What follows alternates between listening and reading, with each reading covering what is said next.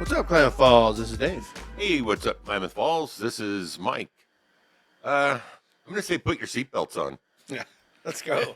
Send it. Let me get the sunglasses off my head so they don't blow off. No, we got some stuff to cover today, and I'm gonna start off with water rights. I went out and met with Gene Souza last week, director at KID, super nice guy, and made some time and gave me some goodies. So I forget the name of this character. It's a character in Greek mythology. Let me get that for you.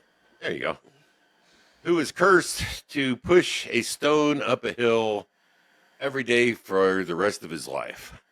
And that is kind of a synopsis of Gene's job at KID in dealing with all of the bureaucracy that's going on. So he shared that with me.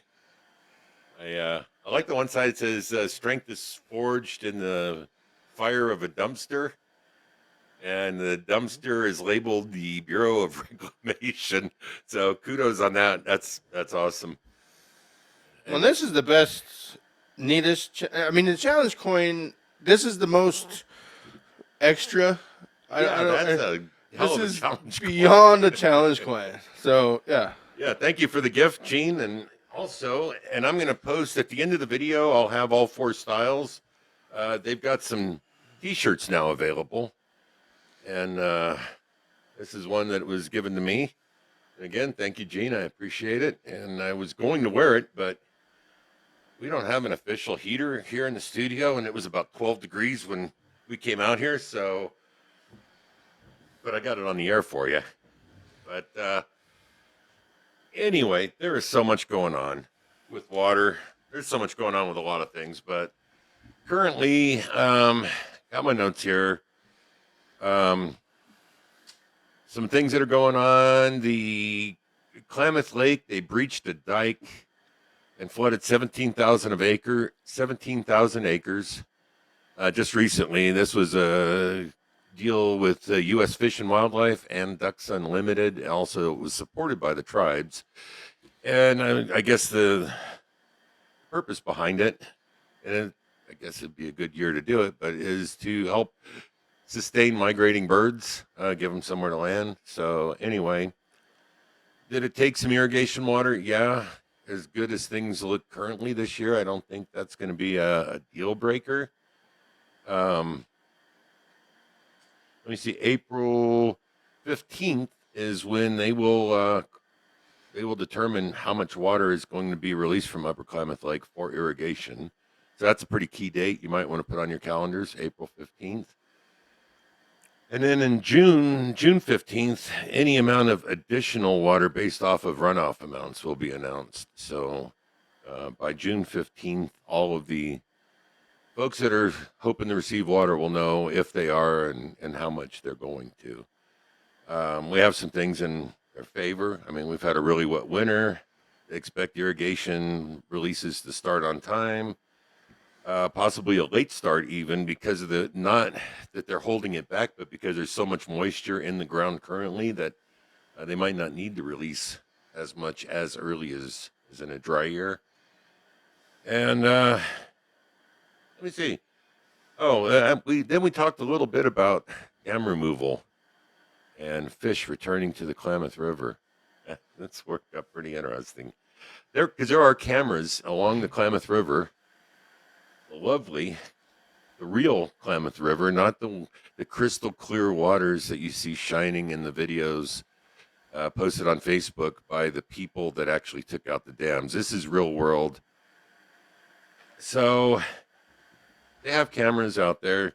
They actually, before they removed the last dam, they collected a bunch of fish and moved them to a safe area where they would hopefully be fine through the silt that was released when the last dam was taken out. No, it flooded. The silt flooded the spawning beds and killed all the fish. And there is no official sighting of any salmon coming back up the Klamath River, well, even below the Iron Gate. And most of the fish that are being seen there are the salmon that are being seen there are most likely steelhead or red-banded trout. So that's where it stands right now. There are cameras, like I said, they're actively watching what's going on. And yeah, there's no official return of the trout, despite what you might hear or want to hear from other public entities. There is no official return of the trout yet. Shocker, right? Yeah. 'Cause that So water looks so appealing. it looks like chocolate yoo-hoo. I wouldn't even say milk. It looks like yoo-hoo, and I don't want to pat my own back, toot my own horn, but we got a lot of grief on that first video we did. I had figures for the amount salmon could swim a day and the time frame.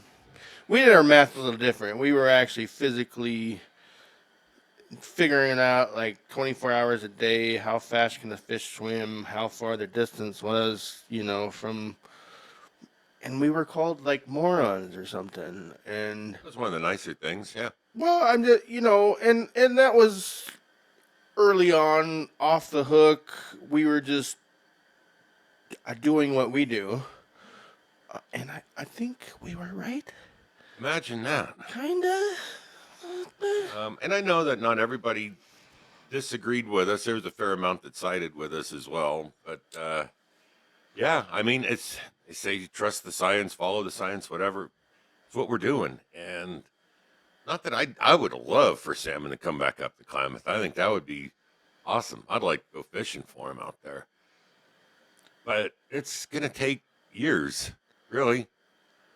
I mean, that's not Gene's words. Those are my words. But looking at the destruction that's been done to the Klamath River by the dam removal, and I've seen it firsthand. I took a motorcycle trip along there last October, and it is just a disaster. So don't buy into the So gimmicks. you saw the chocolate. I did. Yeah. And it's all the way. Well, and I think the bottom line is on this whole thing, it's all the feds. Right.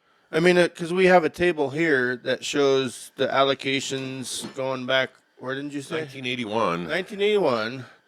And what the feds promised the water was going to be released, it's all in the red. From 1981, there's never been a full release year.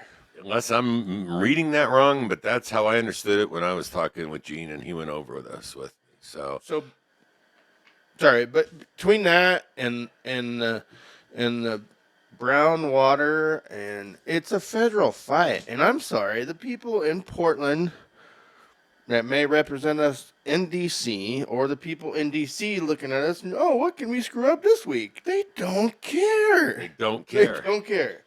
And so there is some hope. And regardless of your party affiliation, who you like for president, who you don't like for president, whatever, there was progress being made under President Trump's first term towards solidifying water rights for the people here, for the users here. But that didn't happen in time for it to actually make any headway. There have been some discussions now in Washington from folks representing us here that hopefully, they might not be able to pick up the ball right where they left off, but that things will start to look more promising for our ag community. So keep our fingers crossed on that. See where it goes from there. But Gene is trying to find some time to get on the show, and it might even mean us bringing the studio to him, and that's fine. Also, Ryan Cleaver, who was on the show 6 months ago or so, trying to make time for the two of them. They work together to be on the show with us at the same time. So we'll keep you posted. As soon as we get a date worked out, we'll let you folks know, and be sure to keep an eye out for that episode. Yeah, no, for sure. I think the Ryan Cleaver interview was kind of my turning point on the show. Or, I mean, that was for sure. I knew that guy from high school, and it took me a minute to name whatever, Name put the the two face, and two, face the two and name. two together. But yeah, once you got Um, I mean, you did call the guy out. His name was on the letter and all that, but it was a good conversation. That's the hard conversations to get everybody in the know. Right. That's what we're trying to do here. Is just to I was not clear the trying. waters up on stuff like this. It's not all hunky dory blue skies and stuff. I was not really trying to be disrespectful to Ryan at the time, but at the same time, a letter went out, one name, one phone number. We did call the number first, but anyway, I still really appreciate Ryan coming on the show, clearing the air, and I feel like um, we're in this fight together, not adversarial. So that's awesome, and I want to continue to help him out because there is so much misgiven on what is controlled locally and what is controlled by the feds. And I do my best to try to convey what I learned, but I've got a whole page full of notes from a meeting with Gene last week, and I still have a hard time making sense of everything that poor guy. I don't know how he does it. He has so many things juggling at the same time that God bless him. I would not want that job. But hopefully we'll get them both on here and they can explain it to you guys as well as they explain it to me. Well, and just to throw a pin in it and move on, I guess this is not like something we came up with. This is the Ag Magazine. You can pick this up from the Water District on off Short Road, but this is data. This is not. Yeah, if you're really interested in what's going on with the ag communities and all that, and you're not aware, if you go out Short Road to KID Lane, and Planassa Farm is right there by their driveway, one driveway over. Anyway, there is all kinds of literature that is free to pick up if you're curious what's going on. It's very intuitive and locally reported on, or a lot of it is, not every story, but a lot of it is from local folks here. So something to keep in mind. Hey, all right. Yeah. Well, moving on, moving borders, moving. Anyway, so the Greater Idaho thing, we've covered this a couple times, but it is getting more traction. There's a task force created. This House Bill 3844. So there's a lot of stuff that has to go in to make this cohesive. Is that an Idaho House bill or Oregon? Do you I know? believe that's our Oregon House Okay. Bill. But basically, this task force has to create people to look at the state and let alone the federal effects of us kind of kicking stuff off. Well, basically, we're getting rid of territory. So Oregon itself would lose. I mean, I know we're not populous like Portland, but it would lose a lot of land, little kind of lesser people. I think the land is more what they're looking at, but there's a lot of stuff to get all that worked out. Well, Oregon is such a divided state. There is one way of thinking on the I-5 corridor, I guess, and especially up Salem and Portland and that. And then there's the more rural ag community where we're at.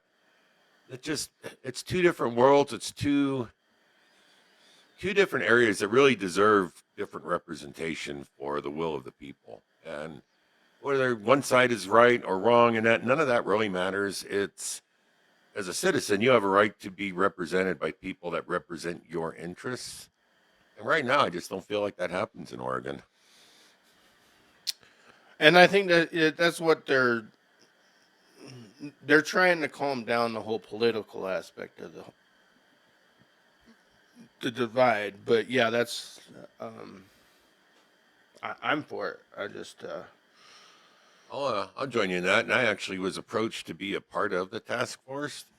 So I have not accepted the invite. I have not received any other literature at this point, but I just accepted it yesterday, I believe it is. So last Friday, if you're watching this.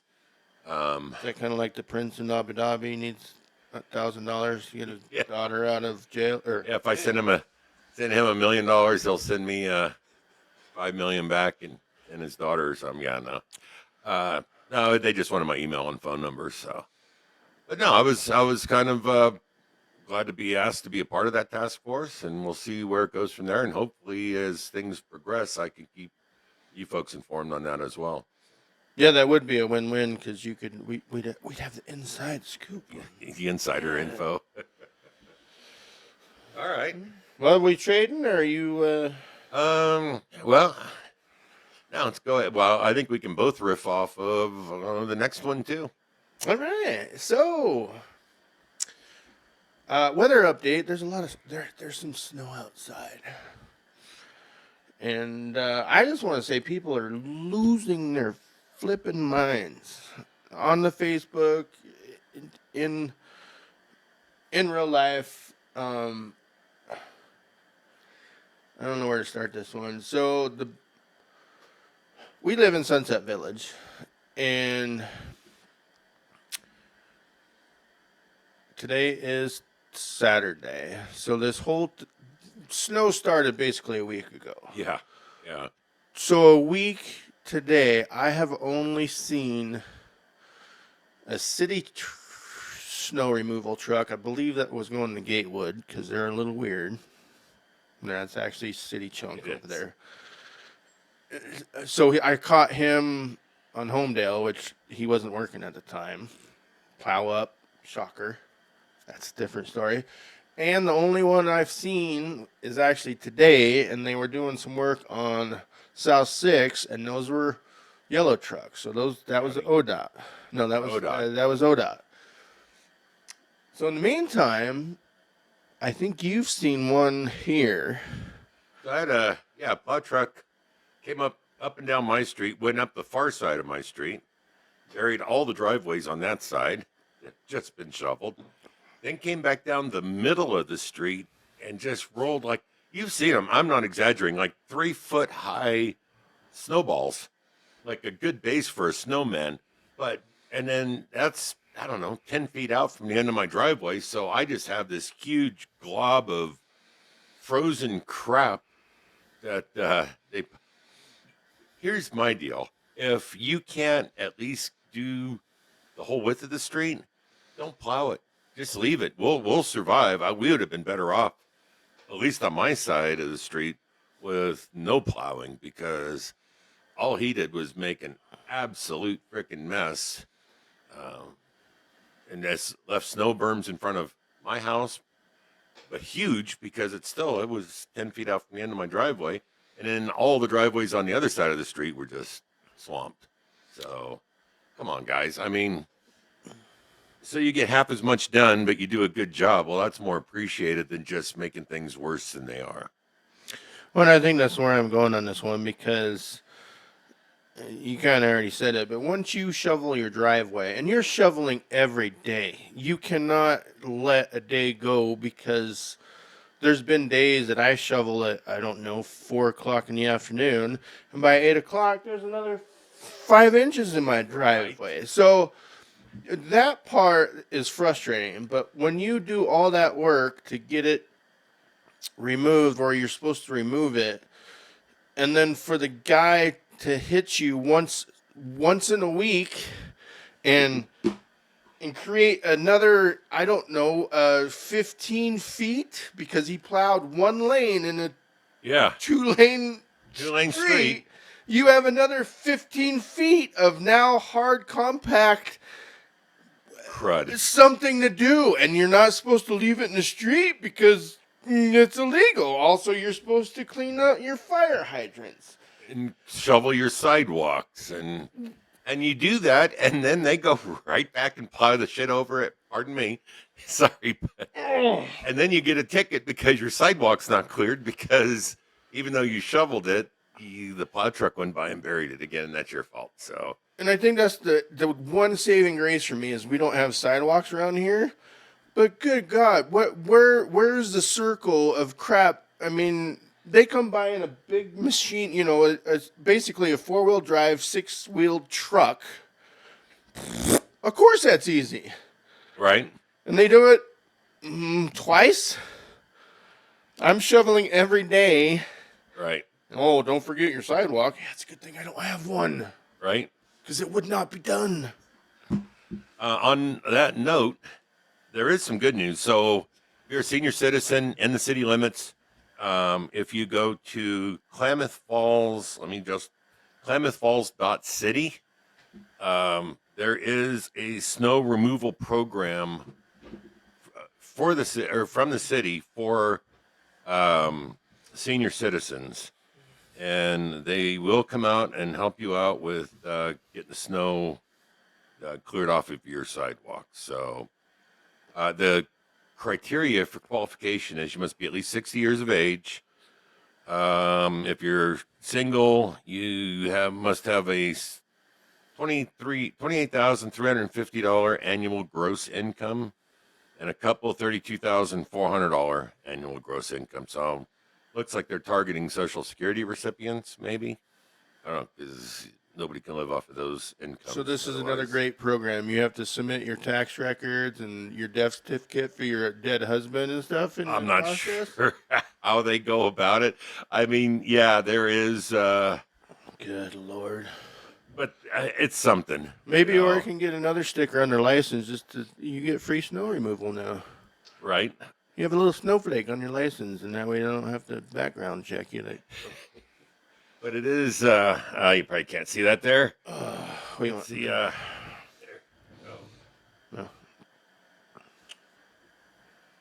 So the senior snow removal program, and that is available through the city. They do have some criteria. I'm not sure how particular it is. It was the best I could come up with, though, trying to help out folks that might need some assistance. Because somebody on one of the Klamath Falls Facebook pages I said, "What about seniors that aren't able to clear their drive or their sidewalks?" And this kind-hearted lady said, "Well, only the lazy seniors won't shovel their sidewalks." And I was just like, "Wow, really?" So Well, and so the other part of the story, I kind of forgot my whole rant here. There are people being killed because of the lack of snow management, I'll call it. So there was a fatal pedestrian killed. This is the third, so 5 days ago now, on the 2100 block of Washburn. So just a precaution, and it's multi levels. I mean, you shouldn't be wearing dark clothing at night because this did happen at night. But I don't know what I honestly don't know where you could walk.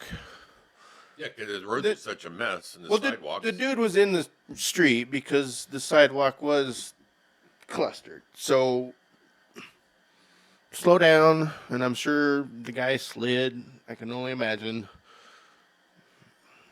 It's just a bad situation.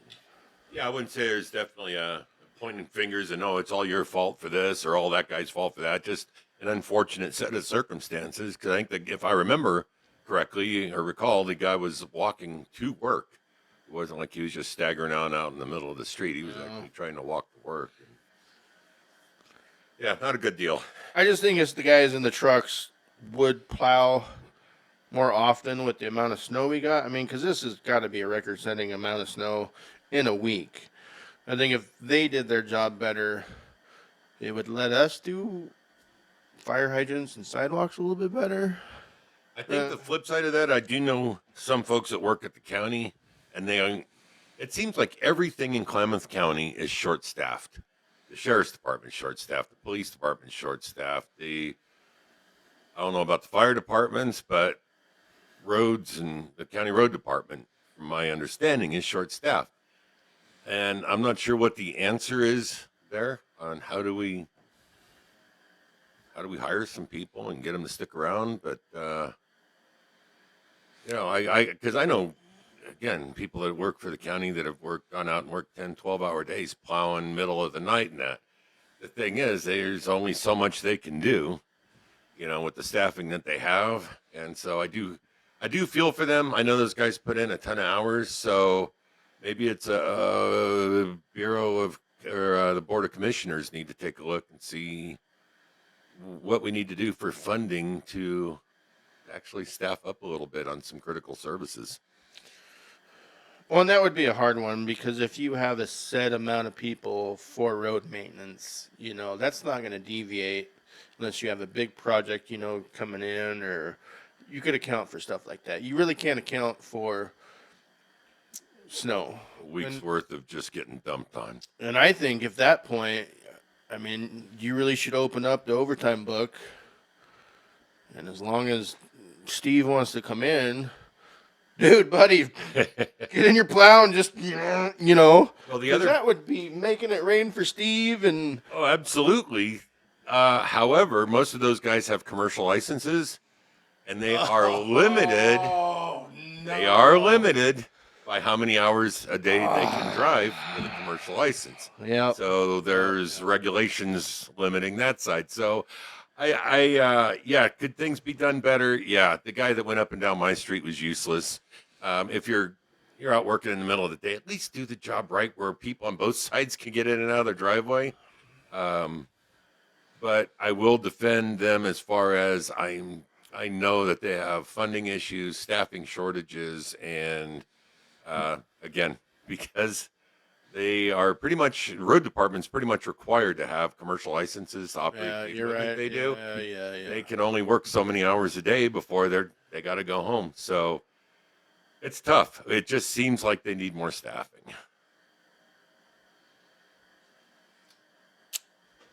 Sorry to play devil's advocate, but I try to look at it from both sides, But yeah, if you're gonna plow decent, I guess, instead of leaving a bunch of people stranded because they and that's the other thing I've seen too is they'll have the plow pushed off to the side and they just have buried people's cars that don't have anywhere to park else other than where they're at. People can't get out of their driveways, so I don't know. It's crazy, a little courtesy, a little thought would be nice. Please. Yeah, something. Yeah. All right. Moving on, right? Yeah, my turn now? Let's go. So actually, right before, I know a lot of you follow the Gerlett case. It's been ongoing for 2 years now, almost. Tomorrow, sadly, marks the 2-year anniversary of Christy's mom's passing. And still nothing's really changed. Nothing's really happened. There was a court date earlier this week that Christy was going to virtually attend. And court got canceled because of snow, but lo and behold, nobody, as usual, picked up the phone to call her. They don't want to talk to her. And I just don't, for crying out loud, if you're the DA in this town, if you're a sheriff's department or whatever, if you guys would just answer the phone and give her 5 minutes of your time when she calls, she would stop calling you day in and day out, and you would stop getting bad press consistently. Fortunately, we have a new sheriff coming into town and new undersheriff, and the undersheriff has agreed to actually have a virtual meeting with Christy this week. So don't know for sure what day that's going to be, but finally somebody has reached out and is willing to lend her an ear. She did drop a pretty powerful Facebook video today. We're going to review it. I'm going to kind of edit it down a little bit, but we'll be sharing that on Big Rooster Media's Facebook page. So keep an eye out for that. And then after her conversation, hopefully we'll get a little more insight from her. It's just, this whole thing has just been awful. And I got a project that I'm working on that will hopefully bring some answers and some resolution, at least lead folks to that desire to have some resolution to this. We're just a couple guys doing a podcast, but at some point, somebody's got to stand up and say, hey, this stuff is broken.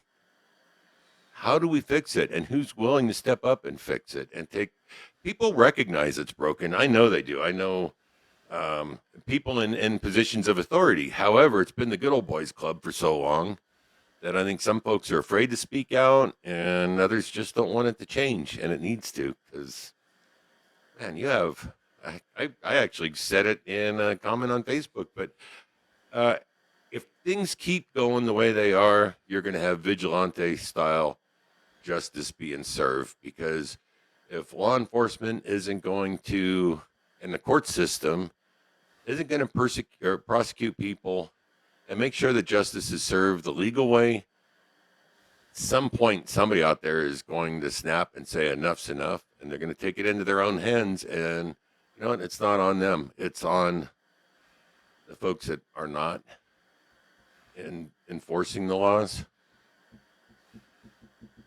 So, I mean, there was somebody that, I don't know, there was a court date just recently that, my opinion, I guess they weren't sworn in, so it wasn't perjury, but when somebody directly lies to a judge about their crime history, whether or not they've had any priors, and especially when their attorney that prosecuted them originally a few years prior is also agreeing with their now client that, oh, no, they don't have any priors. And she was the one that prosecuted him on it. And I'm not going to go any more detail than that, but this actually happened.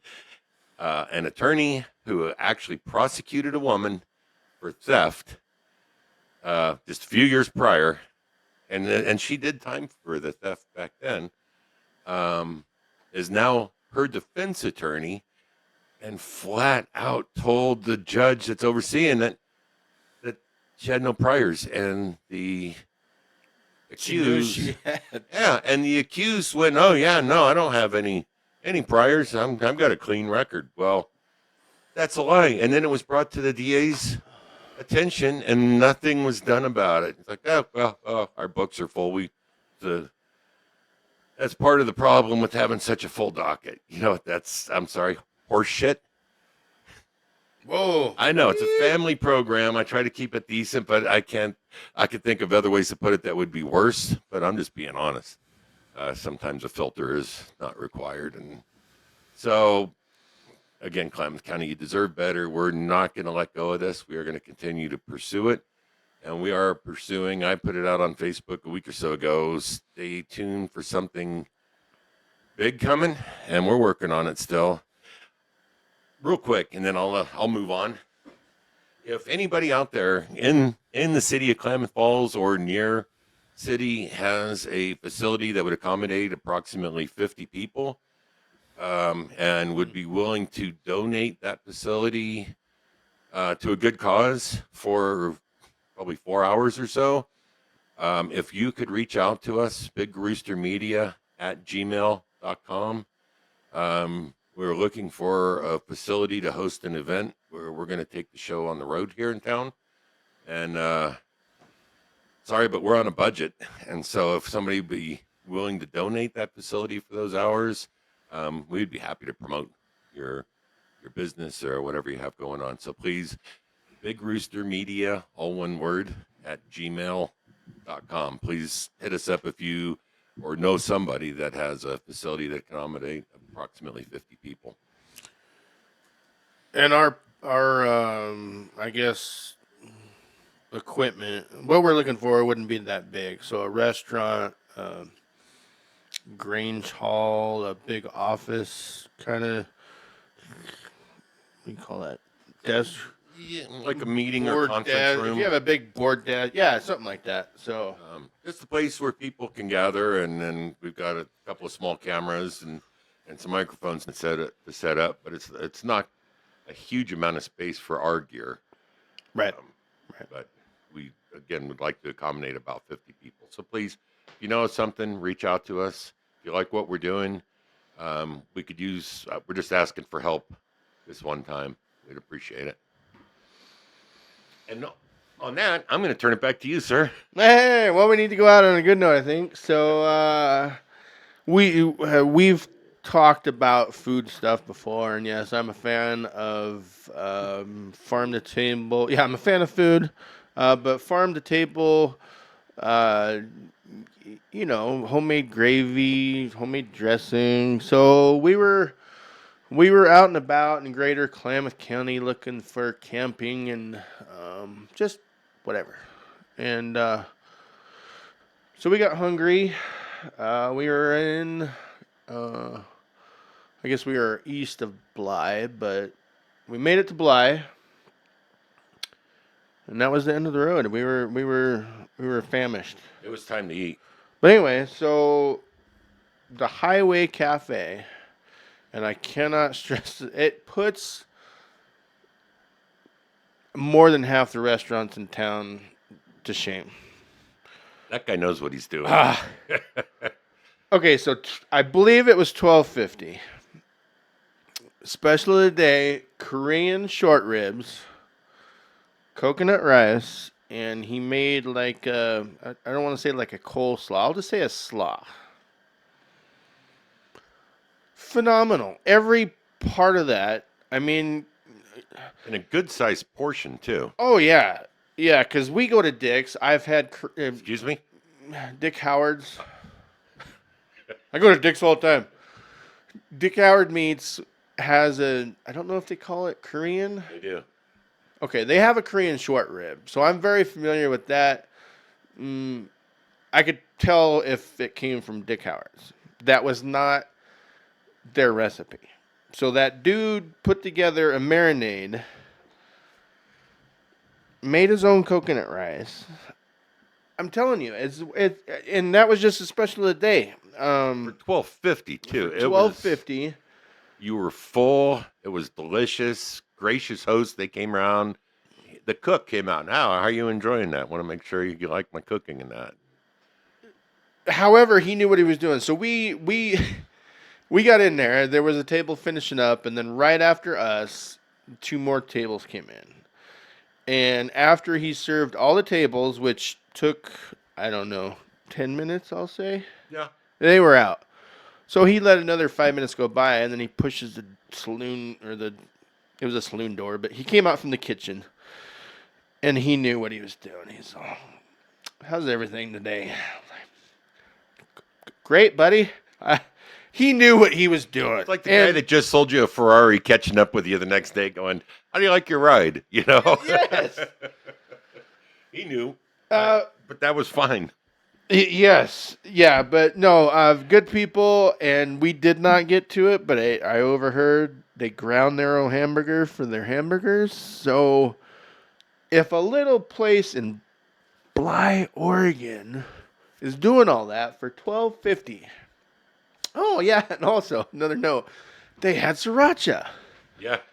And how many places not many places have sriracha. It's like Not around here anyway. yeah, they know what you're talking about, or we don't care. It's just, it was super good.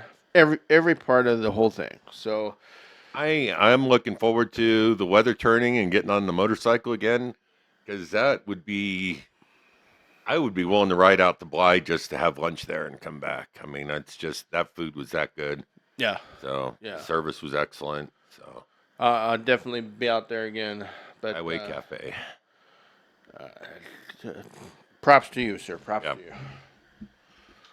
Well, and on that note, I do have, I mentioned during the water portion to start off with, I showed you guys the t-shirt that I got from Gene. They have 4 different shirts available, and so I am going to try to tag those on. You'll see those at the end of the video, and they are available for sale from the KID office. And I'll put that address out there at the end as well. So. And again, that's about all I got. I don't know if you. Looks like we cleared the slate over there. Cleared the board. Bill's happy. So Bill's happy. Bill's happy to be warm. Yes. And then again, if if somebody has a facility, or if you do, we'd like to keep it in or close to downtown. We'd only need it, like I said, for about a half a day, but we would really appreciate it if somebody out there could help us out. And nothing else in return, we could offer some advertising and maybe a little bit of swag for you. But we'd love to help if you enjoy the show and what we do. Well, and if it is a restaurant type place, we are going to be there for a while. So I would say, maybe drink special or a little hors d'oeuvre, whatever, you're gonna get recoup one way or another. So Yeah, yeah, it's a restaurant, definitely. yeah. All right, Sweet. that's all I got. Buckle up. This may be the new format. Right, guys, have a great week, and we'll catch up with you later. Thanks.